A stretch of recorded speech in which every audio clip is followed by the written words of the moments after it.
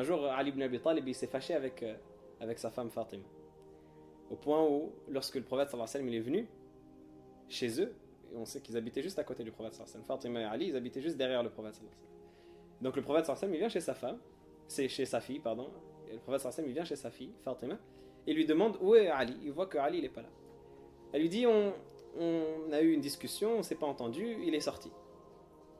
Le prophète sallallahu alayhi wa sallam il demande à un des compagnons, il dit va voir où est Ali. Le compagnon il revient, il lui dit il est dans la mosquée. Ali ibn Abi Talib il était parti à la mosquée et il s'était allongé dans la mosquée, il faisait sa sieste. Et le prophète alayhi salatu wassalam, il va le voir. Alors que Fatima c'est sa fille. Il aurait pu dire comment ça, comment tu parles à ma fille, pourquoi est-ce que tu t'es énervé avec sa fille. Non, le prophète sallallahu alayhi wa sallam, il va le voir.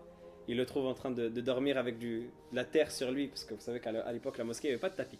Et qu'il le trouve avec de la terre sur lui, il commence à essuyer la terre. Il lui dit Qum ya Aba Turab. Il lui dit lève-toi au Abu Turab. Abu Turab, si on traduit littéralement, ça veut dire le père de la terre. Parce que les Arabes ils disaient Abu pour une personne qui possède une chose. Quand tu possèdes une chose, on te nomme Abu, le père de telle chose. Donc c'est comme s'il lui disait le roi de la terre ou le maître de la terre.